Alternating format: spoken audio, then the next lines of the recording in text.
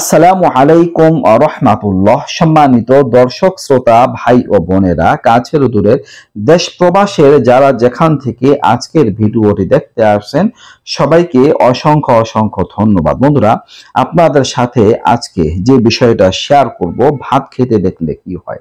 যদি আপনারা স্বপ্নে ভাত খেতে দেখেন, ভাত দুধ দিয়ে খেতে দেখেন, ভাত দই দিয়ে খেতে দেখেন, এর কি ব্যাখ্যা হবে? অনেকেই এ সম্পর্কে জানতে চেয়েছেন যে আমি ভাত খেতে দেখেছি, এর কি ব্যাখ্যা। বন্ধুরা, আপনাদের আমি জানাবো, কাজেই আমার সাথেই থাকবেন, শেষ পর্যন্ত ভিডিওটা দেখবেন, অনেকটা উপকৃত হতে পারবেন। বন্ধুরা, যদি আপনারা স্বপ্নে ভাত খেতে দেখেন, তাহলে মনের বাসনা পূর্ণ হবে। মনের বাসনা পূর্ণ হওয়ার প্রতি ইঙ্গিত করে ভাত খেতে দেখা।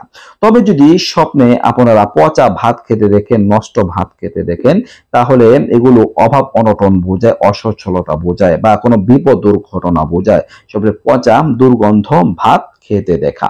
বন্ধুরা, যদি আপনারা দেখতে পারলেন যে ভাত খাওয়ার সময় আপনার গলার মধ্যে আটকে যাচ্ছে, আপনার খেতে কষ্ট হচ্ছে, তাহলে এগুলো অসুস্থতা বোঝায়, রোগ ব্যাধি বোঝায়।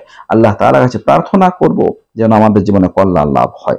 দর্শক, যদি কোনো ব্যক্তি স্বপ্নে দুধ সহ ভাত খেতে দেখেন, দুধ দিয়ে ভাত খাচ্ছেন, তাহলে এই স্বপ্ন রুজিতে বরকত হওয়ার প্রতি ইঙ্গিত করে।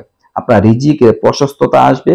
যদি আপনি একজন বেকার হন, আপনি যদি দুধ দিয়ে ভাত খেতে দেখেন, তাহলে আপনার বেকারত্ব দূর হয়ে যাবে, চাকরি লাভ হবে, চাকরি করলে প্রমোশন হবে। যদি ব্যবসা বাণিজ্য করে থাকেন, তাহলে ব্যবসা অনেক বরকত হবে, উন্নতি হবে, ইনশাআল্লাহ আস্তে ধীরে অনেক ভালোর দিকে যেতে পারবেন। দর্শক, যদি আপনারা ভাত দধি সহ খেতে দেখেন, দই দিয়ে ভাত খাচ্ছেন, তাহলে এটা দুঃখ কষ্ট বোঝায়। দই দিয়ে ভাত খেতে দেখা ভালো নয়। এটা দুঃখ কষ্ট, কোনো সমস্যা, কোনো দুর্ঘটনা ইত্যাদি আসার প্রতি ইঙ্গিত করে। এরকম স্বপ্ন দেখার পরে কাজ হবে আল্লাহ তাআলার কাছে তওবা করা, ইস্তিগফার করা, কিছুটা দান সদকা করা, যে অকল্যাণ থেকে, বিপদ আপদ থেকে বাঁচতে পারেন। দর্শক, বিপদ আপদ থেকে বাঁচার জন্য আমরা দৈনন্দিন সকালে এবং বিকালে দোয়া পাঠ করতে পারি। বিসমিল্লাহিল্লাযী লা ইয়াদুররু মা ইসমিহি শাইউন ফিল আরদি ওয়ালা ফিস সামাই ওয়া হুয়া সামিউল আলিম।